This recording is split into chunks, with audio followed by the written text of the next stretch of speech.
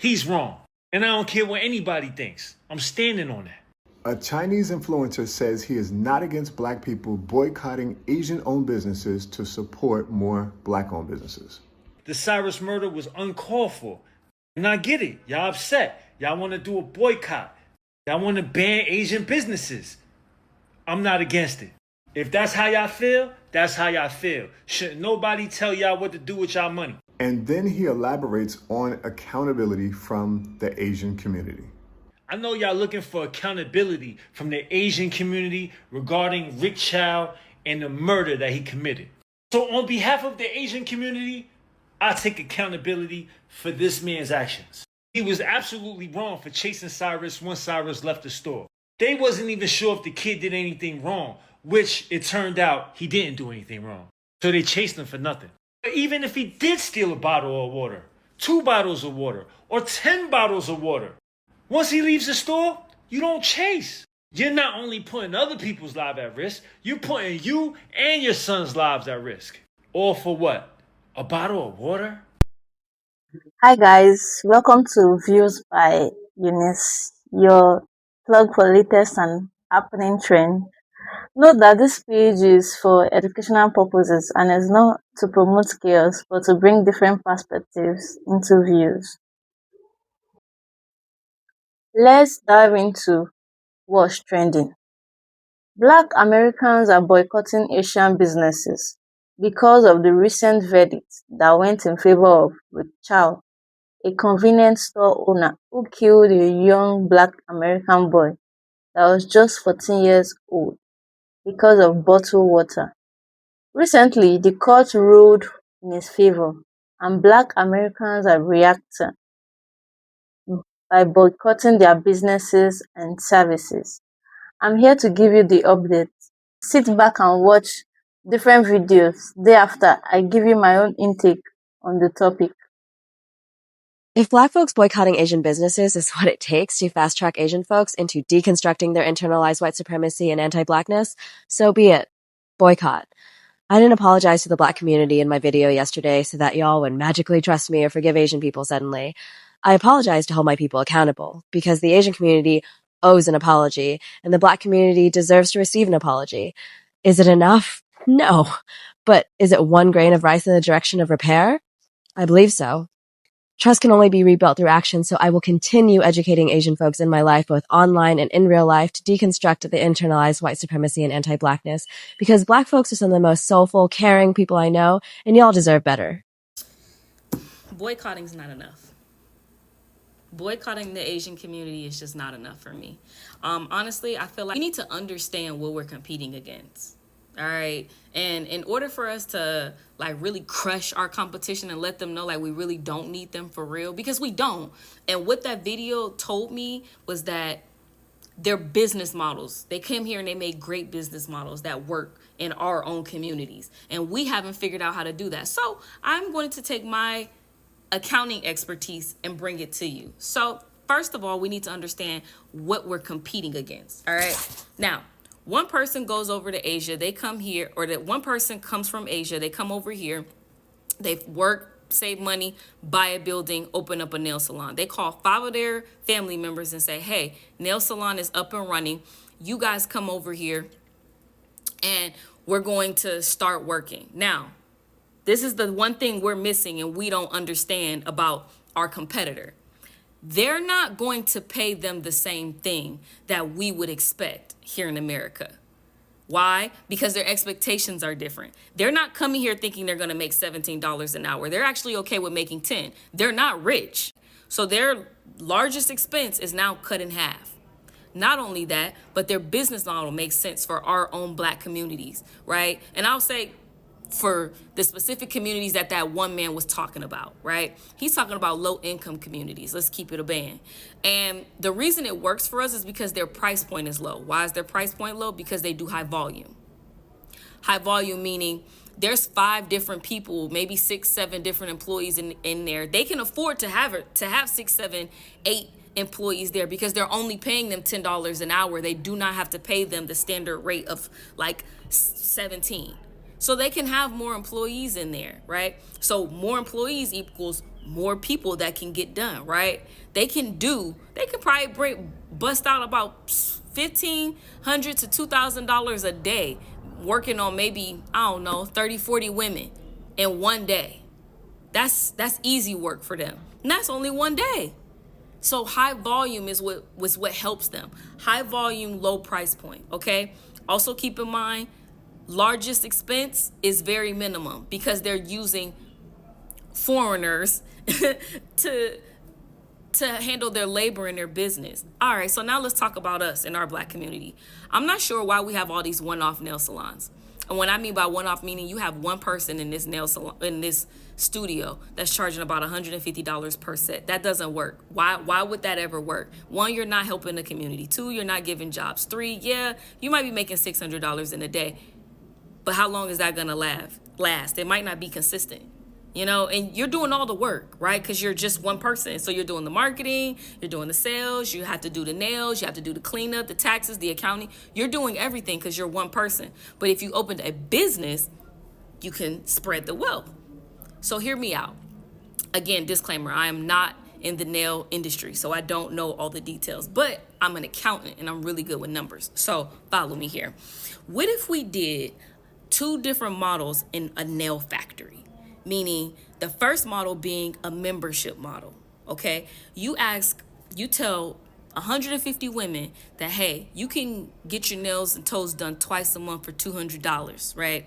Or maybe you say $300. I'm gonna go with $200 though for math's sake, okay?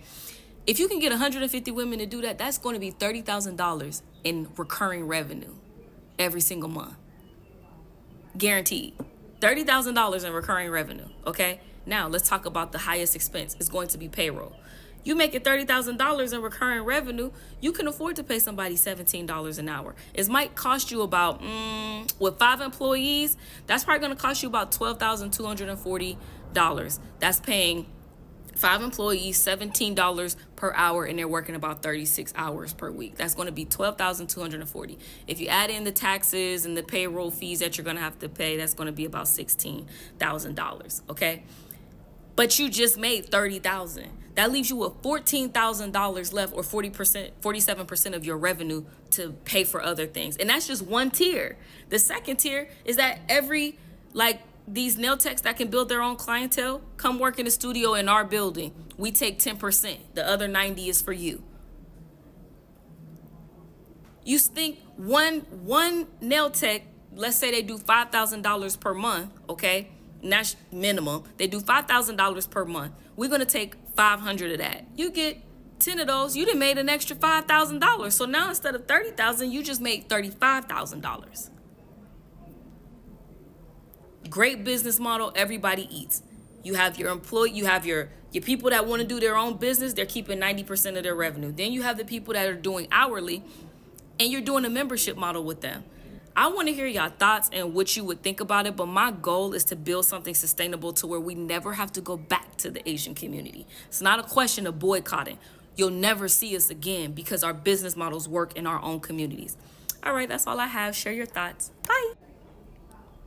I know I just went on a rant about this Asian man talking about, oh, you need Chinese people in your neighborhoods boycotting. I went off on his, and I want to say this, that this woman, you can follow her at Asrai36, all right? ASRAI 36. She's an Asian woman that breaks down history. She's phenomenal. I follow her, and she just broke down this situation, which was dope as hell. Sometimes, when we talk as Black people, roll their eyes, oh, here comes the racism. Even though stuff keeps happening to us, people, like I said, do not see us as human beings unless we're entertaining them athletically, dance-wise, rhythmically, unless we're giving them culture that they can steal from. That's the only time they consider us human. But when we talk about, Black people talk about their rights and being treated well, all of a sudden everybody's pissed the fuck off. But that's why I always think it's important when I see another race of people talk about our plight. And this woman breaks down the Asian dynamic between Asians and black people. Listen to her right now. She's phenomenal. I see way too many Asian Americans in this moment trying to rehash the anti-black propaganda campaign known as Stop AAPI Hate. So let's get a few things straight. First of all, yes, there was a significant spike in anti-Asian violence and anti-Asian sentiment earlier this decade. But no, it was not primarily coming from black people. And you can confirm this yourself by looking up the FBI crime statistics. And if you want to look more into it, it was also debunked by Asian Americans Advancing Justice, who found that the fear-mongering mailers, ad campaigns, and viral videos going around showing Asian Americans being attacked by black people were coming from a Stephen Miller-led organization. And this was done by Republicans ahead of the 2022 midterm elections to gain Asian American votes by associating black people with the Democratic Party and pretending that Republicans are the only ones who are going to care about Asian Americans and Asian American safety. Now I say pretend because this is Stephen Miller, who is the current director of Homeland Security, who is working his hardest to restrict visas from Asian countries and to deport as many of us as he can. So keep in mind that when you repeat anti-black Stop AAPI Hate propaganda, you are not supporting Asian Americans and you are not promoting Asian American safety. You are only supporting this piece of shit Segwai, who views the Hart-Celler Act, the Immigration Reform Act that allowed many of us to come to this country, as a tragedy.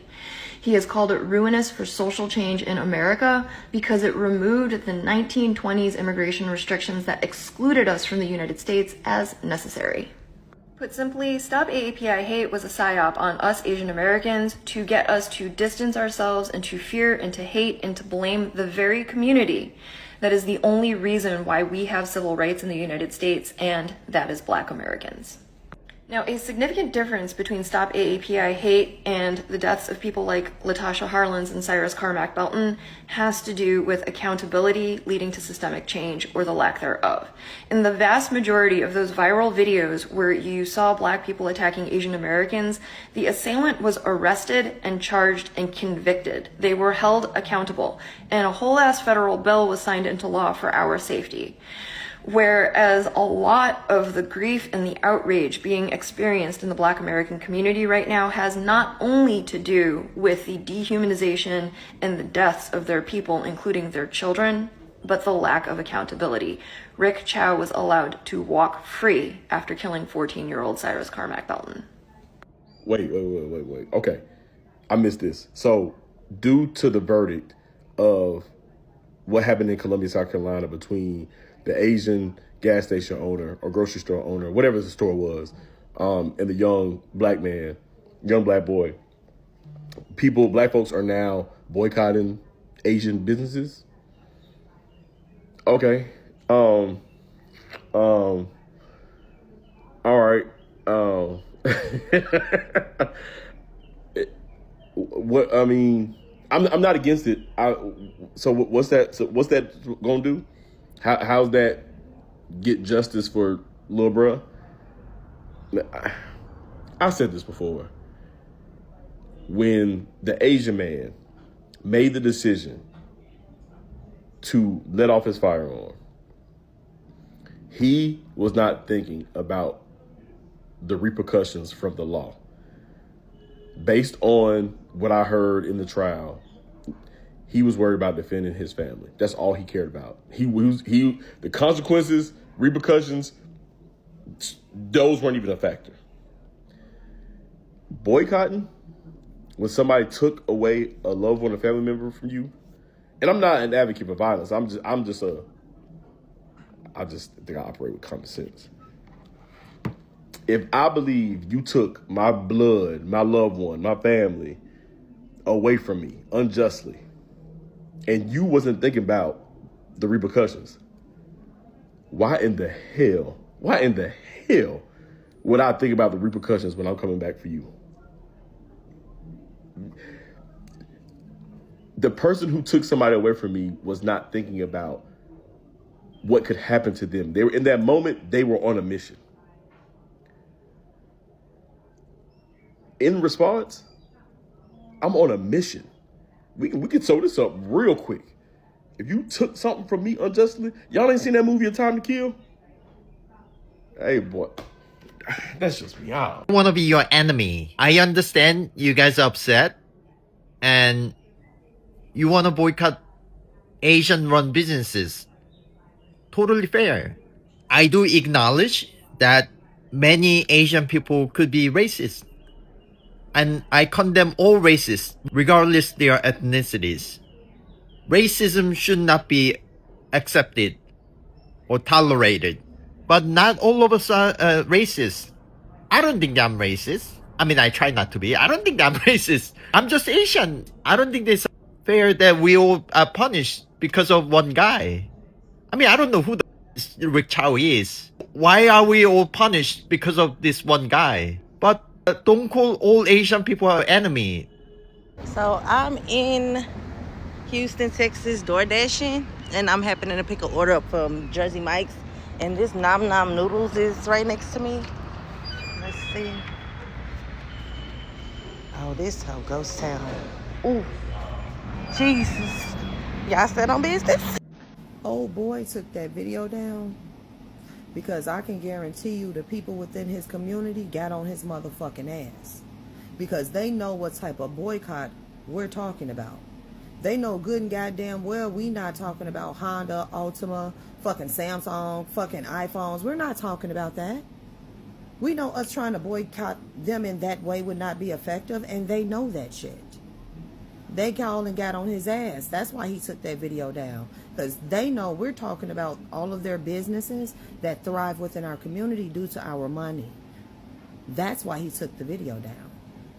Because they know we can crush those businesses by only not shopping there. That's why he took the video down. And that's who we're talking about boycotting. And if y'all learn to stay the fuck out of black people business, y'all wouldn't be looking like idiots on the fucking internet because you assume the most ridiculous thing possible. Boycotting Asian products when damn near everything is made in fucking China. And y'all thought that's what we were talking about. But yet y'all believe y'all are superior to us intellectually? Be fucking for real.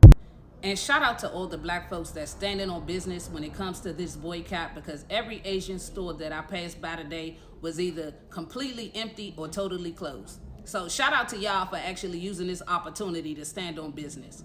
But to all my good folks who keep jumping in my comment section talking about why don't y'all boycott TikTok, why the hell would we do something like that? Why would I do something like that? TikTok pays me on time every single month. So until that stops happening, I'll be here. But you should probably boycott TikTok because guess what? A lot of y'all are getting paid nothing to trolling people's comments. So I would advise you to go do something productive. And stop telling people that, oh, everything is made in China. It's only made in China because of their cheap labor. Everything that's made over there can be made in America. But the thing is you would have to pay American workers a livable wage. We're not going to sit inside sweatshops for $2 a fucking hour and make all of these products. So it's not the flex that you think it is. That's why most things are made over there. Why am I seeing all these Asian creators mad as hell because black people are just boycotting their businesses? And it's like, y'all showing us why we should. All I'm hearing is nigga this, nigga that, we don't like y'all, y'all are violent, y'all this, y'all that. Yet y'all are screaming at your phones because niggas don't want to spend any money with y'all no more. I heard one Asian creator say, y'all mad because Asian people are coming over here out working y'all, but y'all build y'all businesses in black neighborhoods. It's not adding up. So help me understand this. Anybody's free to comment. Y'all come over here, quote unquote, work harder than us, put your businesses in black neighborhoods, and then in the same breath say y'all don't like black people.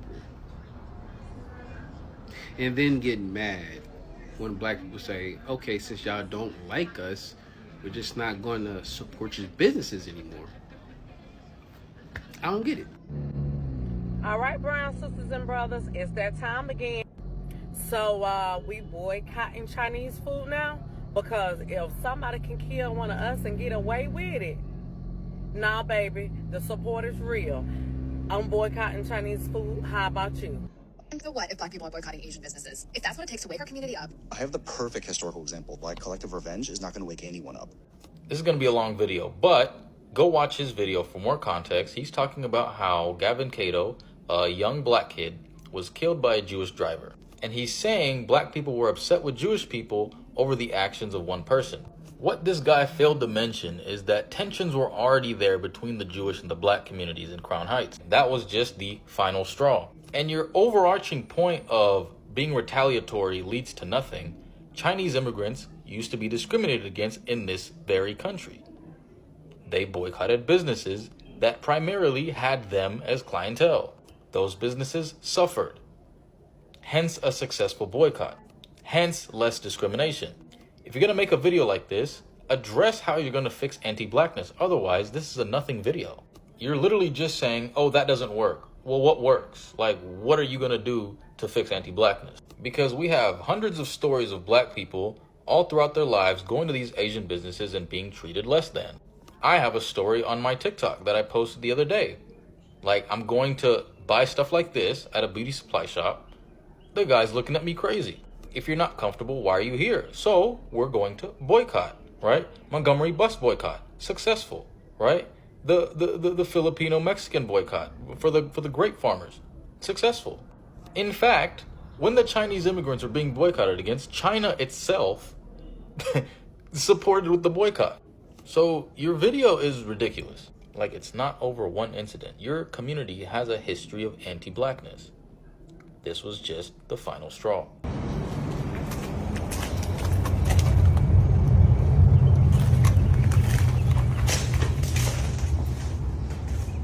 I have seen more Asian Americans being upset at the fact that Black Americans are threatening to boycott Asian businesses than I have seen Asian Americans speaking out against the murder of Cyrus Carmick Belton, a child who was murdered at the hands of an Asian man. And this has everything to do with race, especially when anti-blackness is so deeply rooted in our community. I have said this a million times, and I'll say it as many times as I need to so you can get it through your thick skulls.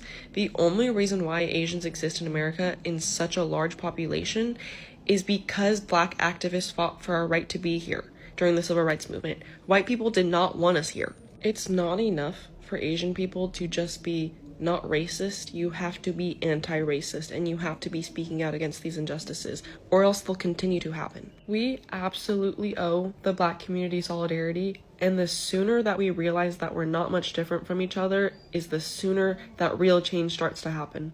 I don't really know where this solidarity came from, and I have never, ever, and I've been studying a lot of things, I've looked at a lot of things, I've researched a lot of things. I was not aware that Black people during the Civil Rights Movement were fighting for Asian people to be here inside of the United States of America. As a matter of fact, I'm a huge advocate for abolishing birthright citizenship that was for the descendants of slaves, because I think that too many people in the Asian community, in the European community, in the Hispanic community, in the Mexican community, in the Venezuelan community, in every single community that comes here illegally, I believe that they are taking advantage of a loophole in order to be able to justify them getting citizenship here in the United States of America. But that's neither here nor there. Number one, I'm just wondering, at what point will these panda bears and these people that are basically looking for acceptance from the Black community actually acknowledge that this wasn't a kid, this was a teenager that was carrying a pistol with a laser on it, pointing it on regularly on social media, and more importantly, the reason why he didn't want to show what was inside of his hoodie, because they genuinely thought that he had stole something. He was in the store with no money, in there for over 20 minutes, taking stuff, putting it back, taking stuff, putting it back. And when he was finally confronted, because the actual family had called the police over 200 times over a period of time, they've been threatened. People have been threatening to go to the car. They've been shot at before, the whole 9 yards. The reason why he didn't want to show what was in his hoodie is because he knew it was a gun. So he was stuck between a rock and a hard place because he had put himself in a position, and that doesn't mean that it couldn't have been handled more effectively. But more importantly, I don't understand what the outrage is about when you mess around and find out. The real people, in my opinion, who should be held accountable for somebody passing away in this situation, because if you don't have a gun, you don't wind up putting yourself in this situation, right? If you're not posting it on social media, and I say all the time that people need to be aware and vigilant of what's happening with their children and where they at and what they doing, and you need to get a hold of them, because my parents always said, I'm gonna kick your butt so that the world don't have to.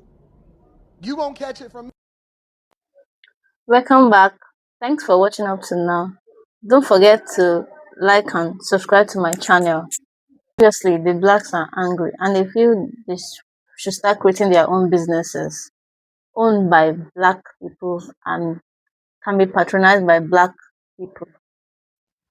I'm in support of that because over and over again, blacks have been marginalized and injustice have been meant down to them by the system. It's very, very important that they start their own businesses owned by black, patronized by black in their communities.